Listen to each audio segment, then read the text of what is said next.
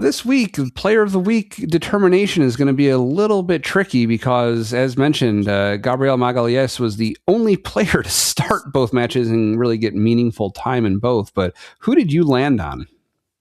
At the end of the day, I think I settled on a Martinelli for a player of the week. Obviously, the hat trick in the second game was really important. Getting the goals, that's exciting. Hat trick, great job.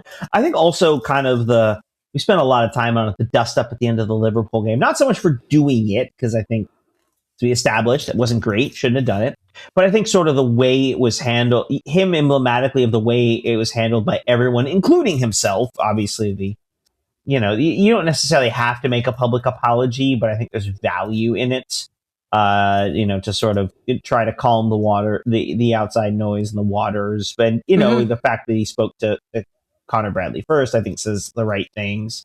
So credit to Martinelli for sort of doing the right thing in the aftermath of that. And then I don't want to say he was rewarded for his good deed by a hat trick, but I'm not saying it either.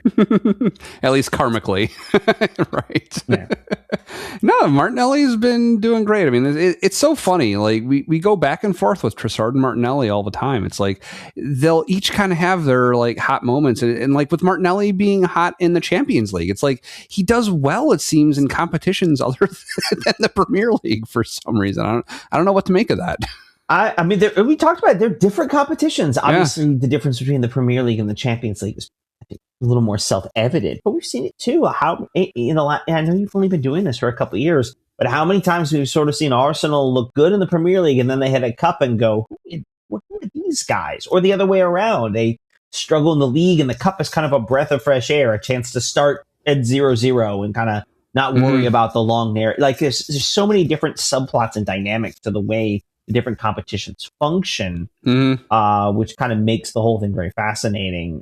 Part of what makes the whole thing fascinating is, as a manager, right, the man manager, finding the players. When you're Arsenal, right, and you essentially have too many players, how do you find the players who are going to excel in those circumstances based on the setting, the opponent, the competition, all of that? Right. So, how about for you? It sounds like it wasn't Martinelli. Martinelli wasn't your pick for the player of this week. No, I mean, like I said, he did do great, and credit to him. But who I really wanted to call out this week, first, let me give an honorable mention, who I didn't pick, but clearly Saka had all the danger in the Liverpool match. And, as far as which match is more important, that's a tough calculus for this week. I mean, Liverpool, the league ultimately is the thing that we want the most, and Liverpool is a much tougher opponent. Like the performances kind of mattered more there. We were able to roll out the B team essentially today as close as we have to that. And we did fine, like the stakes were lower, even though it is single elimination. I don't know, kind of a Liverpool match is a little bit more important this week, but who I wanted to pick as my player for this week was Noni Madueke.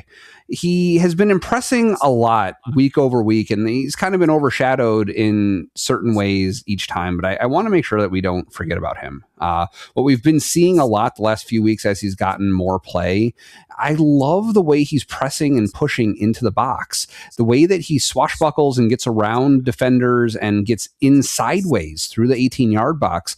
That's our biggest problem, is horseshoe of death, right? We have this problem where they'll keep us out. We don't get close. We don't get shots. He makes those plays happen. He cuts up the side and then in, and does so effectively and makes plays happen. On top of that, this week in particular, I know going back to the beginning of the season when he was still fairly new for us, he'd be subbed in for Saka. He'd take a corner kick and he'd be like, ugh.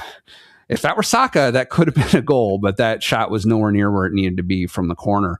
But he did a great job. His corners were on point, and that's where, the lion's share of our goals came from this match.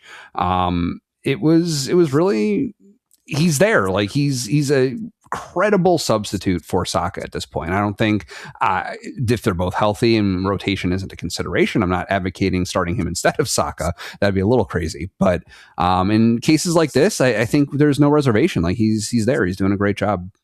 Yeah, I think, we mocked the penalty, but overall, as we said, I thought he did a lot of good work against Portsmouth. I thought he was pretty solid. Certainly that delivery, we didn't talk about that last second corner we had against Liverpool that very nearly turned into the winner. Right. I mean, if you want to be nitpicky, that ball was a little deep, but it was in a dangerous position, and just Gabriel Jesus kind of just missed it, and that's kind of. Or was it Jesus? Or was we were both Gabbies there? I think Gabriel Magalhaes was the one who was closest to heading it in, I think. And but I mean, it's he did set that up at the corner, had some good ones. I think he's incredibly performed, across both games this week. So I think that's a solid choice as well. So you noticed I didn't really mention the penalty. Kind of skipped over that part. I feel like overall it's outweighed. It didn't have a real effect. That's fair. So it wasn't a disqualifying factor. Well, I said it because your job was to be nice to him in that. You're the bad cop.